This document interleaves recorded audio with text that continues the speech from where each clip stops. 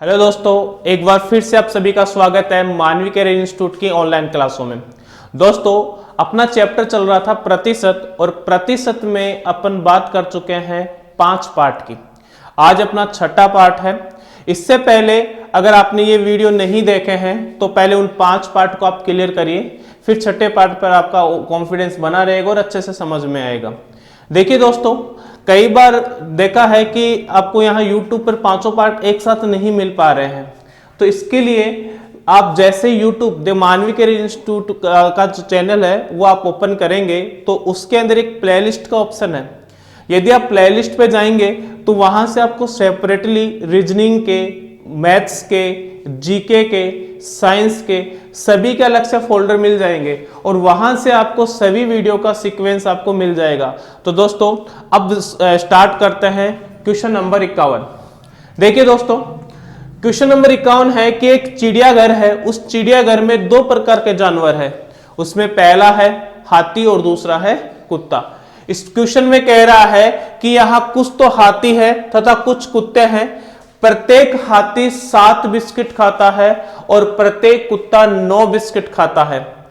अब उसमें यह कह रहा है कि जो चिड़ियाघर है उसके अंदर जानवर कितने हैं भाई? 45। और उन दोनों ने मिलकर कुल कितने बिस्किट खा लिए? 345 बिस्किट। तो आपको बताना है कि उस चिड़ियाघर में हाथियों की संख्या कितनी है। तो दोस्तों, यहां पर देखो, कंसेप्ट से समझते हैं। क्वेश्चन 51 कह रहा है कि यहां पर एक जानवर तो हाथी है और दूसरा है भाई कुत्ता। अब देखिए, अगर हाथी और कुत्ते टोटल बात करें, टोटल संख्या आपको कितनी दे रखी है? 45। तो मतलब कुत्ता और हाथी को मिलाकर टोटल बता रहा है वो कितना? 45। और यहां पर वो बात कर रहा है कि टोटल बिस्किट की जो संख्या है वो कितनी है? 345। अब इसने यह कहा कि जो प्रत्येक कुत्ता है वो कितने बिस्किट खाता है? 9। और प्रत्येक हाथी है वो कितने बिस्किट खाता है? 7। तो आपने हाथी के लिए बताया भाई 7 और कुत्ते के लिए बताया कितना? 9। ठीक है दोस्तों, अब देखिए, आपको यहां पर हाथी की संख्या ज्ञात करनी है। अगर हाथी की संख्या ज्ञात करनी है तो आप समझिए कि देखो, हाथी 7 बिस्किट खा रहे हैं, कुत्ता 9 बिस्किट खा रहा है। एक काम करते हैं अपन, मैं ये मान लू कि हाथी 2 बिस्किट और खाता हो, मतलब टोटल कितना खाता हो? 9। तो देखो, अगर मान ले कि हाथी 9 बिस्किट खा रहा है और कुत्ता भी 9 बिस्किट खा रहा है, तो टोटल जानवर कितने हैं? 45। तो या 45 को आप 9 से गुणा करेंगे तो 9 5 45, 9 4 36। तो आप कहेंगे कि भाई साहब 405 बिस्किट खाए जा रहे हैं। लेकिन वास्तव में अगर देखा जाए तो जो जानवर है वो टोटल कितना बिस्किट खा रहे हैं? 345। तो आप यहां से चेक करेंगे कि 345 तो टोटल खा रहे हैं प्रेजेंट टाइम में, और अगर मैंने हाथी के 2 बिस्किट प्रतिदिन के और बढ़ाए तो टोटल बिस्किट की संख्या कितनी जाती है? 405। इसका मतलब पहले से ये कितनी जा रही है? आप कहेंगे कि सर 60 जा रही है। 60 बिस्किट ज्यादा खा रहे हैं। ठीक है, अब ये 60 बिस्किट ज्यादा क्यों खा रहे हैं? क्योंकि आप जानते हैं कि यहाँ हाथी के कितने बिस्किट बढ़ाए हैं? 2। मतलब एक हाथी के 2 बिस्किट बढ़ाए हैं, तो टोटल कितने बढ़े हैं भाई? 60। तो 60 बढ़े हैं तो 2 से डिवाइड कर दीजिए, तो कितने हाथियों के बढ़े हैं बिस्किट? 30 हाथियों के। तो सीधी सी बात है कि इस चिड़ियाघर में हाथियों की संख्या कितनी है? 30। तो दोस्तों, ये चीज आपको समझ आई होगी। अब आप अगले क्वेश्चन पे चलते हैं। देखिए, अगला क्वेश्चन क्या कह रहा है कि एक आदमी का वेतन, अपने वेतन का 70% क्या करता है? खर्च। अब इसकी आय जो है वो 20% बढ़ा दी जाए और खर्च 10% बढ़ जाए तो उसकी आय में कितना प्रतिशत का परिवर्तन होगा, ये आपको ज्ञात करना है। तो दोस्तों, यहां बोर्ड पे ध्यान दीजिए। क्वेश्चन नंबर 52 के लिए अगर बात करें तो यह कह रहा है कि एक आदमी है वो 70% अपने वेतन का क्या करता है? खर्च। तो देखो, सबसे पहले बात करें, अगर कोई आदमी कुछ कमाता है तो कमाने के बाद या तो उसमें खर्चा करता है, अगर पूरा खर्चा नहीं कर पाता तो वो साथ में क्या करता है? बचत। क्योंकि अगर आय को अपन तोड़े तो 2 ही चीज में तोड़ सकते हैं, खर्च में और एक इसमें बचत में। बात परसेंट की हो रही है तो मैं मान लेता हूं कि वो आदमी कितने रुपए कमाता है? 100 रुपए।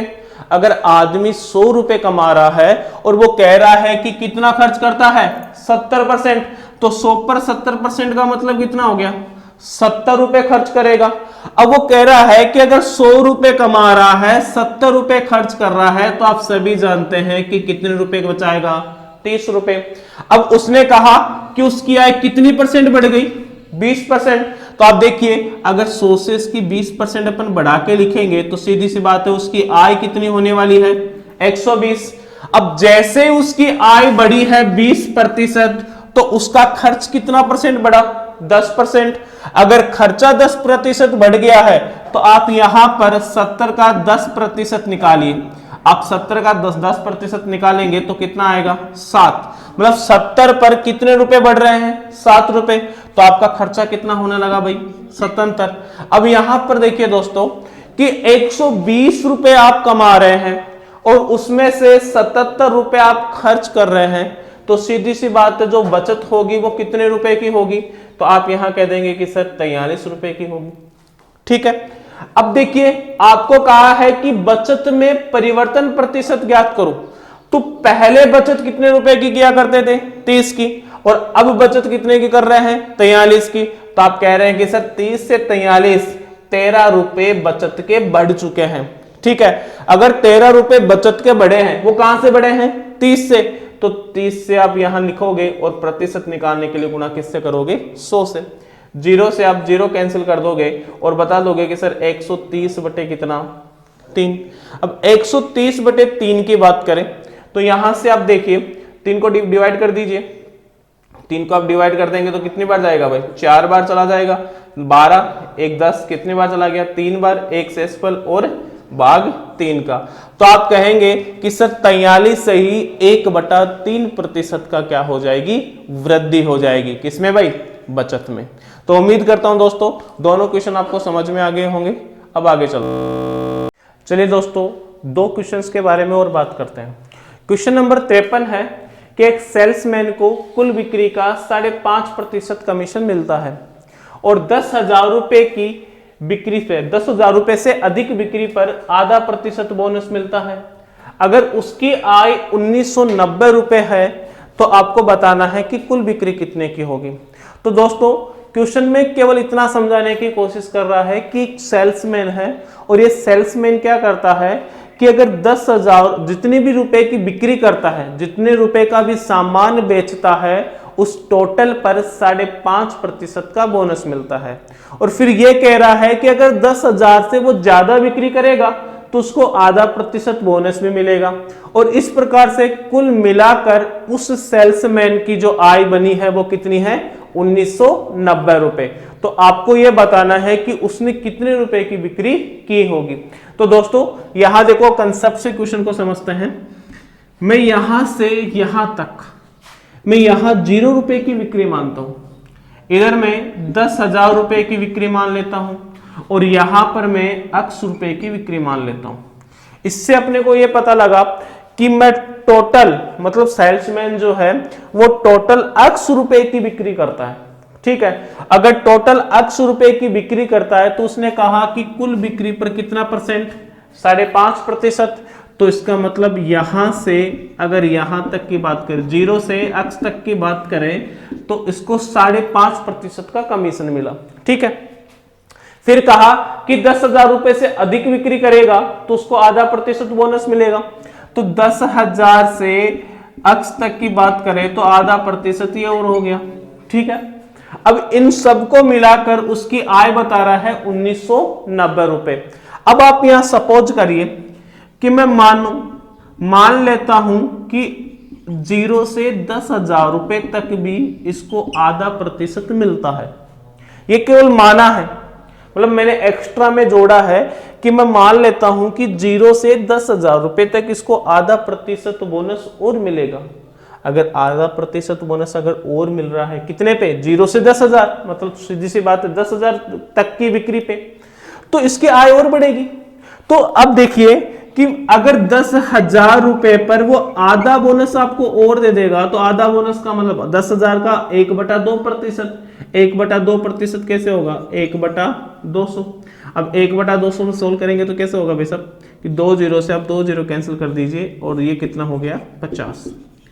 तो मतलब सीधी सी बात है कि अगर आधा प्रतिशत बोनस उस सेल्समैन को और मिला होता तो इसका मतलब 10,000 रुपए पर आधा प्रतिशत, और 10,000 रुपए पे आधा प्रतिशत का मतलब 50 रुपए उसको और मिलेगा। तो पहले कितना मिल रहा था 1990 रुपए, अब उसको 50 रुपए और मिलने लगा तो कितना हो गया भाई 2040 रुपए। यहां तक बात समझ में आ गई।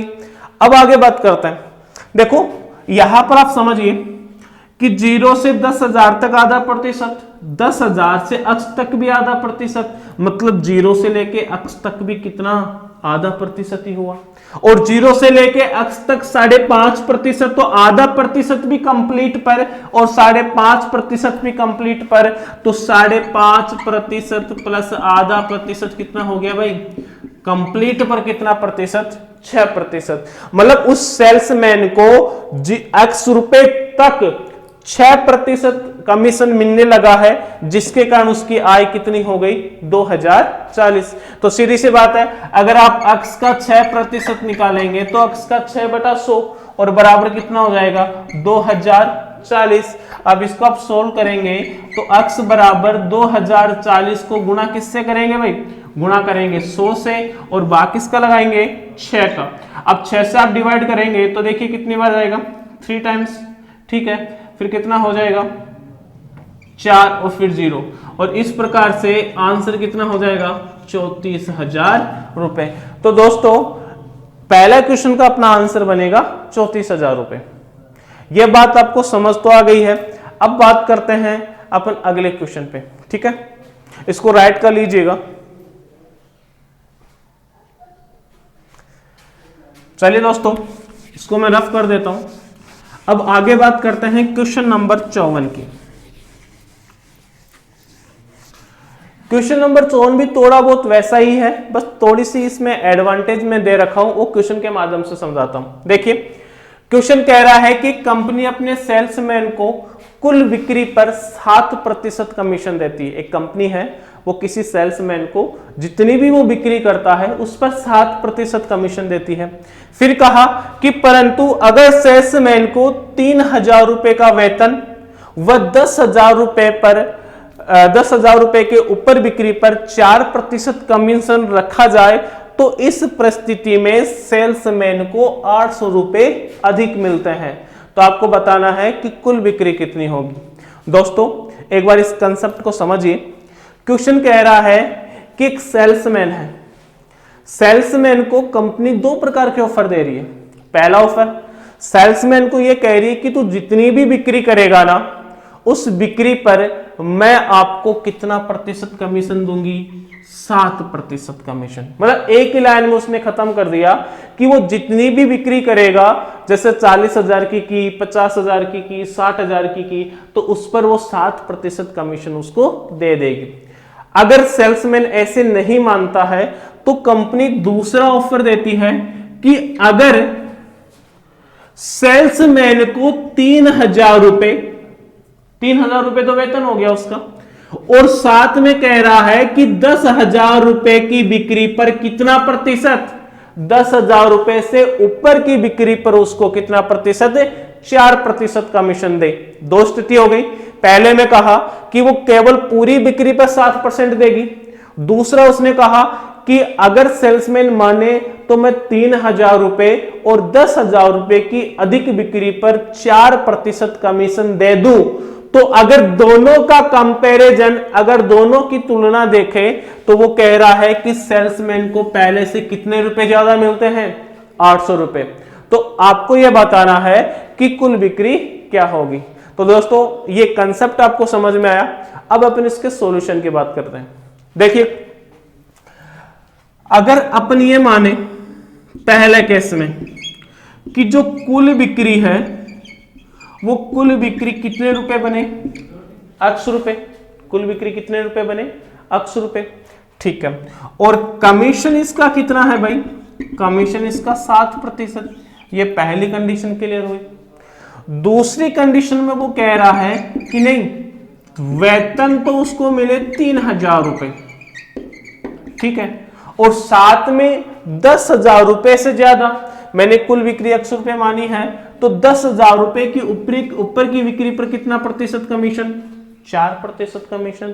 तो आप कहेंगे कि 10,000 से ऊपर की बिक्री पे 4% कमीशन।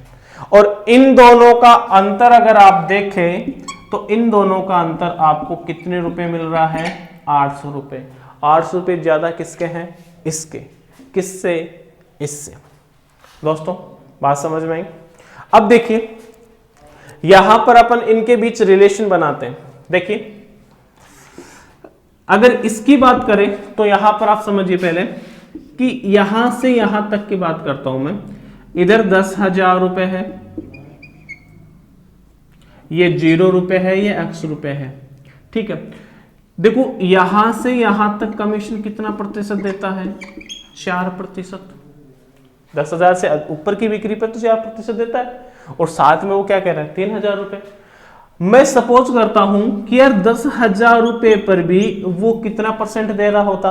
4% कमीशन दे रहा होता। अगर 0 से 10,000 तक भी 4% होता तो टोटल पर भी 4% हो ही जाता ना। अब आप देखिए अगर टोटल की बात करें, है ना, तो यहां से आप देखिए पहले तो 10,000 रुपए पे 4% निकालिए, तो 10,000 रुपए पर अगर आप 4% निकालेंगे तो आपको मिलेगा कितना? कि भाई अगर 4% और हो जाता ना तो 400 रुपए अधिक मिलते। अगर 400 रुपए आपको अधिक मिल रहे हैं तो यहां से अंतर होगा, देखो 400 रुपए इसके और बढ़ जाते हैं, तो अंतर 400 और जोड़कर कितना बता देते? 1200। तो अब इन दोनों के बीच का अंतर कितना हो गया भाई? 1200 रुपए। क्वेश्चन क्या बना कि कुल बिक्री 100 रुपए, सारे पे कमीशन 7%, और यहां पर वेतन 3,000 रुपए, सारे पे कितना प्रतिशत? 4%। ठीक है, तो अंतर 800 की बजाय कितना आ रहा है? 1200 आ रहा है। ठीक है, अब आप यहां से देखिए अगर दोनों का अंतर 1200 है तो आप क्या करेंगे? आप इस प्रकार लिखेंगे कि देखिए 3,000 रुपए तो वो हो गए, है ना, 3,000 रुपए तो एक्स्ट्रा में हो गए। टोटल पर कितना परसेंट? 4%, और टोटल पर कितना? 7%। अगर मैं 3,000 रुपए यहां पर नहीं दूं, 3,000 रुपए मैं यहां पे नहीं देता हूं, तो अगर आप देखो कि 3,000 रुपए नहीं दूंगा तो ये जो 1200 है, 1200 ज्यादा मिल रहा है इसको, ठीक है, इसको ज्यादा मिल रहा है। अगर 3,000 रुपए मैं कम कर रहा हूं तो 1200, देखो इनके बीच का अंतर 1200 होगा, और 1200 के बाद टोटल 3,000 रुपए कम होगा, तो आप सीधा सा बता देंगे कि ये इससे ये ज्यादा कितना होगा? 1800। कैसे? आप समझिए, दोनों के बीच अंतर कितना है? 1200 का। अगर 3,000 में से मैं 1200 कम कर दूं तो ये कितना रहेगा? 1800। 1800 ये हुआ, दोनों बराबर हो गए। अब 1800 और अगर मैं कम करूंगा, 1800 और मैं कम करूंगा तो यहां पर केवल टोटल पर 4% रह जाएगा, यहां टोटल पर 7% रह जाएगा, और दोनों का जो अंतर है वो कितना हो जाएगा? 1800। ठीक है, अगर दोनों का अंतर 1800 है तो आप सीधा से क्या कहेंगे कि भाई साहब टोटल बिक्री 100 रुपए है, ये टोटल पर 7% कमीशन देता है, और ये टोटल पर 4% कमीशन देता है, तो दोनों के बीच का अंतर कितना हुआ? 3%। तो सीधी सी बात है, x का जो 3% है वो किसके बराबर हो जाएगा? 1800 के बराबर। और यहां से आप डिवाइड करेंगे तो कितना हो जाएगा भाई? x बराबर 100 से गुणा करके आप कितना बता देंगे? 60,000 रुपए। तो एक बार मैं वापस इस क्वेश्चन को रिपीट करता हूं दोस्तों। देखो सिंपल इसने कहा है कि कुल बिक्री 100 रुपए, कमीशन 7%। इसने कहा वेतन 3,000 रुपए और 10,000 से ऊपर की बिक्री पर 4%। ठीक है, तो मैंने यहां पर थोड़ी सी चेंजिंग की, मैं इन दोनों के बीच प्रतिशत अंतर चाहता हूं। देखो ये टोटल पर कमीशन 7% है, ये 10,000 रुपए की ऊपर की बिक्री पर 4% है, तब जाके अंतर कितना बता रहा है क्वेश्चन? 800 रुपए। तो मैंने क्या कहा गया? टोटल पर 4% दे दो, तो यहां से यहां तक तो 4% था, मैंने यहां से यहां तक भी 4% दिया, तो 10,000 का 4% का मतलब कितना हुआ? 400। मतलब 400 रुपए उसको और मिलेगा, तो 400 रुपए और मिलेगा तो टोटल कितना हो गया? 1200 रुपए। अब क्वेश्चन यहां तक रह गया कि इसके पास वेतन है 3,000 रुपए, टोटल पर कितना परसेंट कमीशन, 4%। यहां पर इस पे टोटल पर कितना परसेंट, 7%, और अंतर कितना, 1200। अब मैं ये चाह रहा हूं कि यार 3,000 रुपए भी ना मिले, अगर यहां से 3,000 रुपए भी नहीं मिलेंगे तो आपको इनके बीच का अंतर कम करना होगा। तो कम कैसे होगा कि इनके बीच 1200 तो पहले ही ज्यादा है, अब इसमें से मैं 3,000 रुपए कम करूं, 3,000 रुपए कम करूंगा तो 1200 तो ये कम होगा, ठीक है, तब तो ये बराबर में आ जाएंगे। फिर इसमें से 1,800 रुपए और कम करूंगा, 1,800 रुपए और कम करूंगा तो 3,000 रुपए टोटल कम हो गया, लेकिन ये 1,800 रुपए क्या हो गया, अधिक हो गया। अब की कंडीशन में इतना लिखा है कि टोटल पर 7% और टोटल पर ही 4%, और दोनों के बीच का अंतर कितना, 1,800। तो टोटल का इनका परसेंट अंतर देखा कमीशन का, तो कितना परसेंट आया, 3%। तो अक्स का 3% मैंने निकाला तो किसके बराबर लिखा, 1,800 के बराबर। तो अक्स बराबर कितना हो गया, 60,000 रुपए। तो दोस्तों उम्मीद करता हूं कि ये दोनों क्वेश्चन आपको समझ में आए होंगे। अब आगे और चलते हैं। चलिए दोस्तों अगले 2 क्वेश्चन पे और बात करते हैं। देखो क्वेश्चन नंबर अपना जो 55 है वो कह रहा है कि एक व्यक्ति 80 घंटे प्रति सप्ताह काम करता है और 4,800 रुपए कमाता है। अगर उसकी प्रति घंटे आय में 37 से ही 1/2% की वृद्धि कर दी जाए तथा उसका काम का समय 16 से ही 2/3% कम कर दिया जाए तो उसके वेतन पर कितने प्रतिशत का प्रभाव पड़ेगा। दोस्तों इस क्वेश्चन को समझने से पहले एक हल्की सी बात देखिए कि क्वेश्चन क्या कह रहा है कि 80 घंटे प्रति सप्ताह काम करता है। हर एक सप्ताह में कितने घंटे भाई, 80 घंटे, और वो कितने रुपए कमाता है, 4,800 रुपए। बात यहां पे देखो, परिवर्तन यहां पर 2 चीजों में हो रहा है, एक प्रति घंटे आय में वृद्धि और काम के समय में कितनी हो गई, 16 से 2/3% की कमी। तो आप यहां से समझिए, आप ये जरूर जानते हैं कि रुपए प्रति घंटा जो है, यदि इसको मैं घंटे से गुणा कर देता हूं या समय से गुणा कर देता हूं तो सीधी सी बात है ये व्यक्ति की क्या निकल के आएगी, मजदूरी। ये तो चीज आप अच्छा से जानते हैं। तो अब यहां से समझिए कि अगर मैं यहां पर प्रति घंटे आय में परिवर्तन कर रहा हूं तो सीधी सी बात है उसकी मजदूरी में भी परिवर्तन होगा। तो ये कितना परसेंट बढ़ा रहा है भाई, 37 से ही 1/2%। तो आप यहां से देखिए 37 से ही 1/2%, इसको मैं कितना लिख दूंगा भाई, 3/8। ये आप सभी जानते हैं 37 से 1/2% को अपन लिखेंगे 3/8, ठीक है। तो देखिए 8 पर कितने की वृद्धि मिल रही है, 3 की। तो आप यहां से देखिए ये तो वास्तविक हो गई और ये कोई नई हो गई, ठीक है ना। अब ये क्या है, प्रति घंटे आय, मतलब पहले 1 घंटे में कितने आय मिल रहे थे, 8 रुपए, और अब बढ़कर कितनी हो गई, 3 बढ़ गई ना। तो 8 पर 3 बढ़ के नई आय कितनी हो गई भाई, 11 रुपए। यहां तक बात समझ आई। अब यही बात अपन इस पर करते हैं समय पर कि 16 से ही 2/3%। अब 16 से ही 2/3% को आप भिन्न में लिखेंगे तो आप लिखेंगे भाई 1/6, ये आप सभी जानते हैं। अब ये कह रहा है कि घट रहा है ना, तो पहले समय कितना था, 6, और 6 पर अब कितना घट गया, 1। तो पहले 6 था समय और अब घटकर कितना आ गया, 5, ठीक है। अब अगर यहां से देखें तो ये तो था प्रति घंटे आय, ये समय, तो पहले वो 8 रुपए कमाता था 6 घंटे के हिसाब से, तो कितने रुपए आय बन रही थी उसकी, 48 रुपए। और अब वो बात कर रहा है 11 रुपए और समय उसका कितना हो गया, 5। तो अब आय कितनी हो रही है, 55। तो पहले 48 थी, अब 55 हुई है। अब देखिए अगर बात करें तो आय कितनी बढ़ गई, 7 रुपए। भाई 48 से 55 की बात करेंगे तो कितने रुपए बढ़ रही है भाई, 7 रुपए। तो आय यहां पर 7 बढ़ गई, और कहां से बढ़ी भाई, 48 से। और प्रतिशत निकालने के लिए फिलहाल अपन यहां पर बात कर रहे हैं कि वेतन पर प्रतिशत का बदलाव। तो अगर आप इनको यूज नहीं भी करेंगे तो कोई दिक्कत नहीं है, क्योंकि आंसर अपने को किस में चाहिए, प्रतिशत में चाहिए। तो 7/48 गुणा आप कितना कर देंगे, 100। आप 4 से गुणा करिए तो 12 से डिवाइड हो जाएगा, और यहां पर 25। 25 को आप 7 से मल्टीप्लाई करेंगे तो मेरे हिसाब से ये 175 बनेगा। आप डिवाइडेड कितना 12 का भाग लगा के देखिए, एक बार चला गया 55 हो गया ना, 5 से इसको बच गया 17 में है ना, तो 55 हो गया, तो 12 4 48, कितना 6 7 और बाकी इसका लगा रहे हैं 12 का। तो अगर परसेंटेज मान के बात करें तो यहाँ पर 14 से 7/12% होगा। तो दोस्तों समझ आ गई होगी। अब अगले क्वेश्चन पे बात करते हैं। दोस्तों अगला क्वेश्चन है 56। एक ट्रेन में उतने ही डिब्बे हैं जितने की एक डिब्बे में सीट है। एक डिब्बा 40 यात्रियों से भरा हुआ है और वो कह रहा है कि अपनी क्षमता का 57 से 1/7% भरा है। ज्ञात करना है कि कितने यात्रियों को ट्रेन ले जाएगी यदि 40% सीटें हमेशा क्या रहे खाली। तो दोस्तों पहली बात तो आपको समझने वाली है कि उतने ही डिब्बे हैं जितने की क्या है सीट।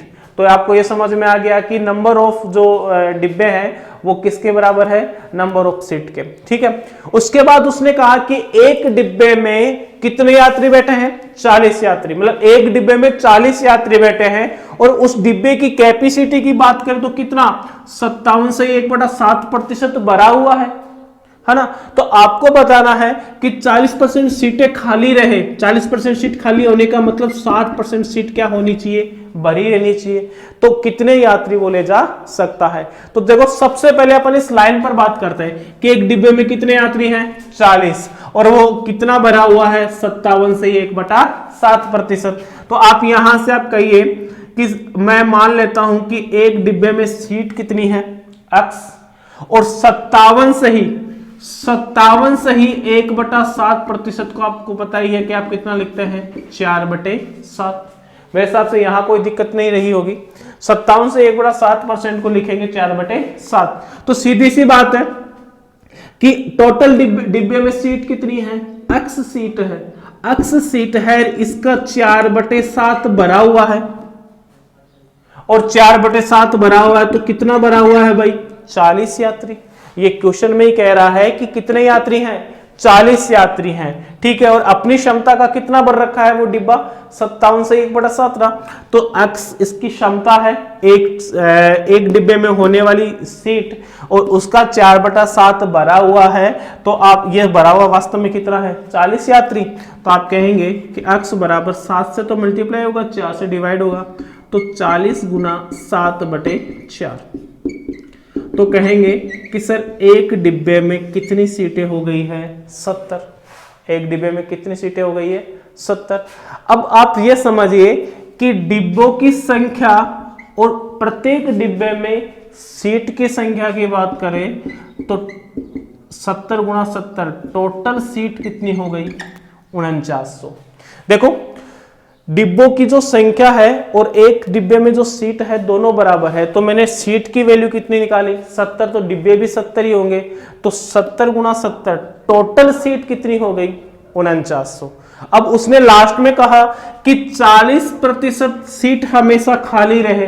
तो 40% सीट खाली रहेगी तो भरी हुई कितनी रहेगी भाई 60%। तो 4900 का अपन ने कितना निकालना है 60%।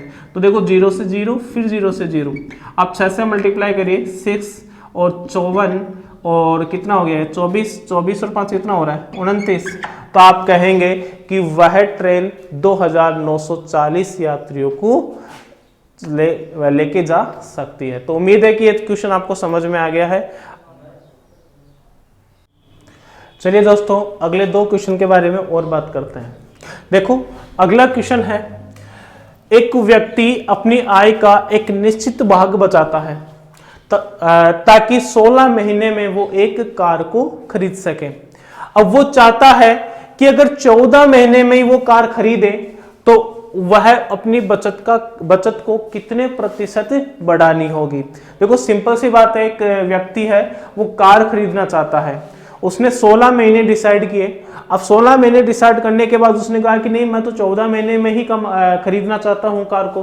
तो सीधी सी बात है 16 महीने से अगर आप महीने 14 करेंगे तो सीधी सी बात है बचत बढ़ानी होगी। अगर समय कम करना है तो बचत क्या करनी होगी बढ़ानी होगी। तो देखिए दोस्तों यहां पर बात करें तो वो कह रहा है कि कितने महीने भाई 16 महीने और फिर वो कितना बता रहा है 14 महीने।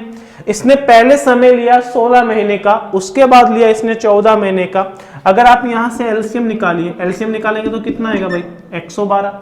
जब 112 यहां से टोटल की बात कर रहा है तो यहां से आप है ना 16 का भाग दीजिए, यहां से वैल्यू कितनी बनेगी 7 टाइम और यहां कितना हो जाएगा 8 टाइम, ठीक है ना।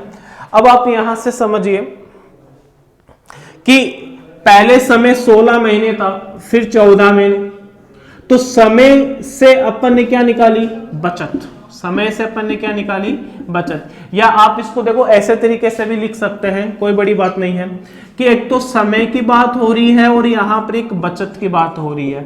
और समय और बचत में आप अच्छा से जानते हैं कि अगर आप समय निश्चित समय से आप बढ़ा रहे हैं तो बचत आपकी क्या होगी कम होगी, और समय कम कर रहे हैं तो बचत आपकी क्या हो जाएगी बढ़ जाएगी। एक दूसरे के विपरीत है, एक दूसरे क्या है विपरीत है। अगर एक दूसरे के विपरीत अगर ये वैल्यूज है तो आप यहां से क्या कर रहे हो कि 16 महीने की बजाय आप 14 महीने में खरीद रहे हो तो समय कम कर रहे हो तो बचत आपकी बढ़ रही है, बचत आपकी बढ़ेगी।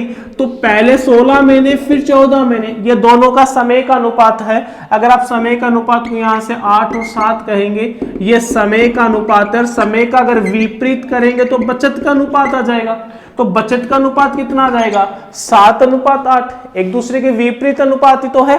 अब वो पहले बचत कितने की कर रहा था 7 रुपए की, अब बचत कितने की करने लगा भाई 8 रुपए की। तो कितने रुपए बचत के बढ़ाया 1, अगर 1 रुपए बढ़ाया है ये किस पर 7 पर, और प्रतिशत निकालने के लिए गुणा 100 से करोगे और आप फाइनल आंसर यहां से बता रहे होंगे 14 सही 2/7%। तो बिल्कुल कंसेप्ट बेस्ड क्वेश्चन था। उम्मीद है कि ये चीज आपको समझ में आ गई है।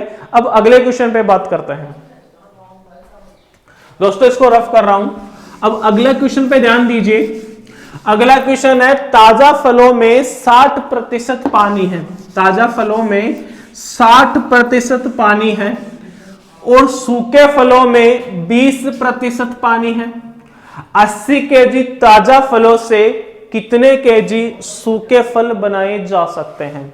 दोस्तों ये बिल्कुल कंसेप्ट वाला ही क्वेश्चन है, इसको आप समझिए। ताजा फल और सूखे फल, देखो इसको आप ताजा फल और सूखे फल में अपना कंफ्यूज मत होना। जैसे एक एग्जांपल अपन लेते हैं किसी अंगूर फल का, अंगूर का। अब अंगूर के बारे में अगर बात करें तो अगर ताजा अंगूर है तो सीधी सी बात है पानी की मात्रा जो है वो अधिक है, और अगर उसको सुखा दे, सुखा देने के बाद अगर किशमिश बना दे तो उसमें पानी की मात्रा क्या हो गई कम। लेकिन अंगूर से ही तो किशमिश बने हैं, है ना। ताजा फल के रूप में जब पानी की मात्रा ज्यादा थी और सूखे फल के रूप में क्या हुई कि पानी की मात्रा कम हुई। तो बात तो उसी की हो रही है। तो अपन जैसे मान लो 2 किलो अंगूर लेके आए, उनको सुखाकर अपने को 100 ग्राम किशमिश मिली, यही हो रहा ना। तो यही कंसेप्ट पे ये वाला क्वेश्चन है। तो यहां समझिए, उसने कहा कि ताजा फलों में 60% क्या है पानी है, और ये ताजा फल कितने बता रहा है वो 80 केजी। तो आप यहां से समझिए कि ये जो 80 केजी है वो ताजे फल है, और ताजे फल में अगर पानी की प्रतिशत की बात करें तो पानी कितना परसेंट है 60%। अगर आप 80 का 60% निकालेंगे तो आप सभी जानते हैं 80 गुणा 60/100, तो यहां से कैंसिल आउट होके कितना बताएंगे 48। मतलब 80 केजी में जो पानी है वो 48 केजी है। तो पानी के अलावा अगर बात करें तो फल प्राप्त हुआ, वो फल ये 60% है तो फल कितना परसेंट रहेगा 40%। तो 80 का आप 40% निकालेंगे तो कितना केजी मिलेगा 32 केजी। तो ताजा फल की अगर स्थिति देखें तो 80 केजी ताजा फल है, उसमें से पानी 60% है तो 48, और पानी 40 फल 40% है तो 32 केजी। अब देखो इसके सूख जाने पर फल को क्या कर दिया भाई सुखा दिया। अगर फल को सुखा दिया तो उसका वजन कम हुआ, अब कम हो गया होगा, अपने को नहीं पता वो कितना कम हुआ है, ठीक है। तो मैंने यहां पर क्या रख दिया भाई क्वेश्चन मार्क। अब देखिए आपको क्या कहा गया कि सूखे फल में पानी का प्रतिशत कितना है 20, तो सूखे फल में पानी जो पानी है वो 20% है। कितना प्रतिशत है भाई साहब 20%। तो बाकी क्या रहेगा फल, और फल कितना परसेंट रहेगा 80%। अब देखो देखने वाली बात क्या है यहाँ पे कि फल को सुखाया गया आप सभी जानते हैं अगर फल सूख रहा है तो पानी की मात्रा क्या होगी, कम होगी, लेकिन क्या फल की मात्रा में परिवर्तन होगा? तो बिल्कुल नहीं, फल की मात्रा में कोई परिवर्तन नहीं होगा। मैंने आपको पहले भी कहा है कि किसी भी वस्तु की बात करें तो उसमें दो पार्ट होते हैं, एक लिक्विड होता है, एक सॉलिड होता है। अगर वो वस्तु सूखकर कम हो रही है तो वहां पर केवल और केवल पानी की मात्रा में परिवर्तन हो रहा है, उसके सॉलिड पार्ट पे कोई फर्क नहीं पड़ेगा, उसके ठोस भाग में कोई परिवर्तन नहीं होगा। तो फल यहां पर कितना केजी है? 32 केजी। फल यहां 32 केजी कितने परसेंट के बराबर है? 40% के बराबर। लेकिन फल के सूख जाने के बाद फल की मात्रा कम थोड़ी होगी, फल की मात्रा तो उतनी ही होगी, लेकिन यहां फल का परसेंट कितना बन गया? 80%। तो आप कह देंगे कि भाई साहब 80% बराबर कितना हो गया? 32 केजी। तो यहां से 1% की बात करें तो 32/80 हो जाएगा, और 100% की बात करें तो 32/80 गुना कितना बन जाएगा? 100। अब यहां से आप डिवाइड कर दीजिए, ये 20 से डिवाइड होगा 5 और 4, और ये कितना होगा? 8। तो यहां से ये कितना हो जाएगा? 40 केजी। तो आप यहां बता रहे 100% का मान, मतलब इसका मान कितना केजी निकल के आ रहा है? 40 केजी। तो आपसे पूछा गया है कि कितने सूखे फल बनाए जा सकते हैं, तो सीधी सी बात है कितने सूखे फल बनाए जाएंगे? 40 केजी। तो उम्मीद करता हूं दोस्तों कि ये क्वेश्चन भी आपके समझ में आ गए होंगे। चलिए दोस्तों, अगले दो क्वेश्चन के बारे में और बात करते हैं। क्वेश्चन नंबर 59 है कि एक परीक्षा में एक विद्यार्थी 24% अंक प्राप्त करके 60 अंकों से अनुत्तीर्ण हो जाता है, तथा दूसरा विद्यार्थी उसी परीक्षा में 40% अंक प्राप्त करके 36 अंक अधिक प्राप्त करता है न्यूनतम अंकों से। तो आवश्यक न्यूनतम अंक का प्रतिशत मान आपको ज्ञात करना है। तो दोस्तों, इस क्वेश्चन में आपको दो विद्यार्थी दिए हैं। पहला विद्यार्थी 24% अंक प्राप्त करता है और दूसरा 40%। तो यहां से इसका सॉल्यूशन आप समझिए दोस्तों कि पहला विद्यार्थी 24% अंक प्राप्त करता है और दूसरा जो करता है वो 40%। अगर अपन दोनों विद्यार्थियों के बीच का फर्क देखें तो आपको पता चल रहा है कि कितना परसेंट का अंतर आ रहा है? 16% का। ठीक है, अब इसके आगे बात करें। देखो ये क्या कह रहा है कि पहले वाला जो है वो 60 अंक से अनुत्तीर्ण हो रहा है, मतलब जितनी पास मार्किंग उसको चाहिए उससे वो कितना कम लेके आ रहा है? 60। और दूसरा वाला विद्यार्थी क्या कह रहा है कि वो आवश्यक न्यूनतम अंक से कितना अंक अधिक ले रहा है? 36 अंक। तो यहां पर आप समझिए कि पहला विद्यार्थी 60 अंक कम ले रहा है और दूसरा विद्यार्थी उससे 36 अंक ज्यादा ले रहा है ना। अगर मान लो कि मैं कहूं कि पास होने वाला अंक यहां है, तो दूसरा वाला विद्यार्थी तो 36 अंक ज्यादा लेके जा रहा है और पहले वाला विद्यार्थी 60 अंक कम लेके जा रहा है। अगर इन दोनों विद्यार्थियों के बीच का फर्क देखें तो यहां से यहां तक तो 60 और यहां से यहां तक कितना रहेगा? 36। तो टोटल कितना हो गया भाई साहब? 96। तो आप यहां पर यही कर रहे हैं कि 24 और 40 का अंतर 16 है और वैसे कितना बता रहा है? 96। तो 1% का मान निकाले तो 96 डिवाइडेड बाय कितना? 16। और अगर 100% के मान निकाले तो 96/16 गुना 100। तो आप कह देंगे कि टोटल 100% का मान कितना हो गया? 600। अब वास्तव में जो 100% है दोस्तों वो क्या है? अधिकतम पूर्णांक है। अब अपने को यह पूछा है कि जो पास होने वाले अंक है ना, आवश्यक न्यूनतम अंक, उसका प्रतिशत मान कितना होगा। तो मैंने ये तो बता दिया कि टोटल अंक कितने हैं? 100%। अब आप समझिए पहले विद्यार्थी ने कितने परसेंट लिए? 24%। और कितने अंक से फेल हो गया? 60 से। अगर 24% में मैं 60 और जोड़ दूं तो मतलब पहला विद्यार्थी पास हो सकता है और वही तो अंक पास होने वाले न्यूनतम अंक होंगे। तो 1% का मतलब कितना आ रहा है? देखो 16% का मतलब यहां से 96 था, 1% का मतलब मैंने कितना निकाला था? 6। तो 1% का मतलब 6 रहा, तो 24% का मतलब 6 गुना 24 बराबर कितना हो जाएगा? 144। तो 144 अंक पहले विद्यार्थी को मिला और कितने अंक से अनुत्तीर्ण रहा? 60 से। तो इसका मतलब 144 प्लस 60, उसको पास होने के लिए कितने चाहिए भाई? 200 चाहिए। और वो कितने में से चाहिए? 60 में से। तो आप लिखेंगे 600 में से, तो 600 में से और प्रतिशत निकालने के लिए गुणा 100। तो यहां से आप कितनी बार 1/3, और 1/3 का जो परसेंट मान होगा वो 33 सही 1/3% होगा। तो दोस्तों इस क्वेश्चन का आंसर आपका 33 सही 1/3% है। उम्मीद है कि ये चीज आपको समझ में आई है। अब अगले क्वेश्चन पे बात करते हैं।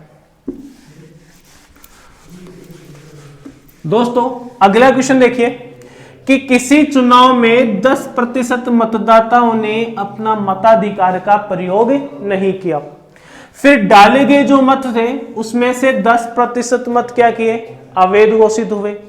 अब यह कह रहा है कि जो वैध मत है इनका 54% मत कौन प्राप्त करता है, विजेता उम्मीदवार। तो पराजित उम्मीदवार को वो कितने मतों से हरा देता है, 1620 से। तो आपको कहा गया है या पूछा गया है कि मतदाता सूची में टोटल मतदाताओं की संख्या ज्ञात करनी है। तो दोस्तों बोर्ड पे बने रहिए, देखो आराम से कंसेप्ट से अपन इसको समझते हैं।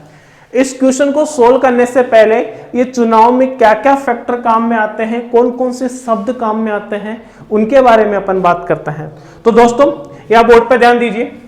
अगर सबसे पहले मैं बात करूं मतदाता सूची की, जिसे आप वोटर लिस्ट कहते हैं, मतदाता सूची, तो देखो मतदाता सूची में उन सभी व्यक्तियों के नाम ऐड होते हैं जिनका वोट लगता है या जो मतदान कर सकते हैं। अब देखिए कोई भी चुनाव शुरू होता है तो ये तो पक्का ही है कि कुछ लोग मतदान करते हैं, कुछ नहीं करते हैं। तो अगर मतदाता सूची को मैं दो रूप में तोड़ूं तो यहां से मैं कह सकता हूं कि पहला पार्ट होगा जो मताधिकार का प्रयोग नहीं करने वाले,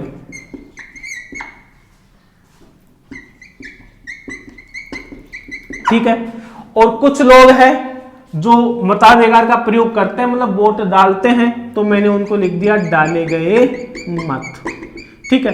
अब इसके बाद बात करें, देखो डाले गए मत में भी दो पार्ट होते हैं, एक तो होता है अवैध मत और एक होता है वैध मत। अवैध मत या वैध मत, इसका भी आप मतलब समझिए दोस्तों। अवैध का मतलब हो गया कि जैसे आप मतदान करके आ रहे हैं और मतदान करने के बाद या कुछ मतदान में कुछ कमी होने के बाद या कोई प्रॉब्लम्स होने के बाद अगर आपका जो मतदान है वो काउंट नहीं होता है, ऐसी स्थिति में उस मत को अपन क्या घोषित कर देते हैं, अवैध। फिर बात करें वैध, वैध का मतलब हो गई वह मत जो मान्य हो चुके हैं, ठीक है, या जो मान्य किए गए हैं।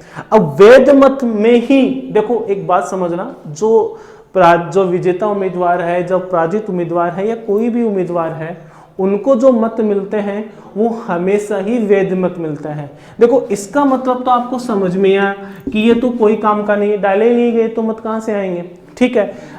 दूसरा अवैध, ये भी किसी को ही नहीं मिलता क्योंकि ये खराब हो जाते हैं, निरस्त हो जाते हैं, ठीक है। अब वैध मत की बात करें तो वैध मत का कुछ भाग तो क्या मिलेगा, विजेता को, और कुछ भाग मिलेगा किसको, पराजित को। तो दोस्तों अगर ये चीज आपको समझ में आई है तो क्वेश्चन पे अपन आसानी से और अप्रोच बना सकते हैं। अब देखिए क्वेश्चन को समझिए, इसने कहा कि वैध मत का 54% मत किसको मिला, विजेता को। 54% मत किसको मिला, विजेता को। तो बाकी किसको मिलेगा, बाकी मिलेगा पराजित को। तो आप कहेंगे कि 100 में से अगर 54% मत विजेता को मिल रहा है तो पराजित को कितना मिलेगा, वो 46%। तो 54% तो विजेता और 46% किसको, पराजित को। तो दोनों के बीच का अंतर कितना होगा, 8%। दोनों के बीच का अंतर कितना होगा, 8%। और वो ये कह रहा है कि कितने मतों से हराया है, 1620 से। तो 8% का मान किसके बराबर होगा, 1620 के मान के बराबर। तो आप कहेंगे 8% बराबर 1620। तो 100% के लिए आप क्या कर दोगे, 1620 में आप 8 का भाग दोगे, 100 से गुणा करोगे, ठीक है। आप यहां से देखिए, अगर आप 4 से डिवाइड करेंगे तो यहां से 2 आ जाएगा और यहां से कितना आ जाएगा, 405, और यहां से आप कितना। तो अपन बात कर रहे थे कि 100% बराबर 1620 बटा 8 गुना 100। अब देखो यहां से आप डिवाइड करके और कैलकुलेट करोगे तो आप यहां से 405 को किससे गुना करोगे? 50 से। तो देखिए दोस्तों कितना हो जाएगा, यहां से 20 वो हो जाएगा और ये 25 हो जाएगा और 0, तो 20,000 कितना हो जाएगा? 250। ठीक है, अब ये देखो 20,250 किसके बराबर है भाई? 100% के बराबर। और ये 100% क्या है? जिसमें विजेता को 54% मत मिला और 46% मत मिला पराजित को। मतलब इन दोनों को मिलाकर अपन बात किसकी कर रहे थे? वैध मतों की। तो वैध मत अपने पास कितने निकल के आए हैं? 20,250। अब देखो इससे पहले वाली बात क्या कही कि जो डाले गए मत हैं वो डाले गए मत का कितना परसेंट? 10% मत क्या हो गया? अवैध। तो डाले गए मत ये है और इसका 10% अवैध हुआ तो वैध कितना हुआ? 90%। तो सीधी सी बात है 90% का मान कितना आ गया? 20,250। तो आप यहां से 90% बराबर 20,250 की बात करेंगे तो यहां से 100% की जब बात होगी तो 20,250 में किसका भाग लगाओगे? 90 का, और गुणा किससे कर दोगे? 100 से। अब यहां से देखिए 0 से ये 0 कैंसिल हो गया और 9 का भाग लगाएंगे तो 2 18, फिर 2 18 और 45, तो सीधी सी बात है 22,500 हो जाएंगे। अब ये 22,500 क्या है? ये जो 100% की अपन ने बात की है ये 100% है डाले गए मत। और अगर अपन मतदाता सूची में बात करें तो मतदाता सूची की अगर बात करें तो मतदाता सूची में से 10% मताधिकार का प्रयोग अगर नहीं किया है तो लास्ट कितने बच गए? 90%। तो ये मतदाता सूची में अगर 100% की बात करेंगे तो 10% मताधिकार का प्रयोग नहीं करने वाले मतदाता हैं, तो 90% क्या है? डाले गए मत।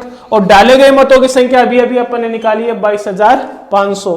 तो अगर यहां पर 90% का मान 22,500 हुआ तो 100% का मान होगा 22,500 बटा 90 गुना 100। और इसको कैलकुलेट करोगे तो आपको आंसर कितना मिलेगा? 25,000। तो दोस्तों टोटल अपना जो मतदाता सूची में मतदाता की जो संख्या होगी वो अपनी होगी 25,000। ठीक है, तो दोस्तों यहां से आपका ये चैप्टर कंप्लीट होता है। उम्मीद है कि ये सारे क्वेश्चंस जो मैंने 60 क्वेश्चन करवाए हैं वो समझ में आए होंगे। एक एक क्वेश्चंस को सभी कंसेप्ट को ध्यान में रखते हुए मैंने चीज़ों को करवाने की कोशिश की है और मैक्सिमम क्वेश्चन को कवर करने की कोशिश की है। तो आज का अपना ये जो चैप्टर है प्रतिशत वाला वो कंप्लीट होता है। अब नए चैप्टर के साथ आगे वाले वीडियो में अपन बात करेंगे। आज के वीडियो में इतना ही। बहुत बहुत धन्यवाद।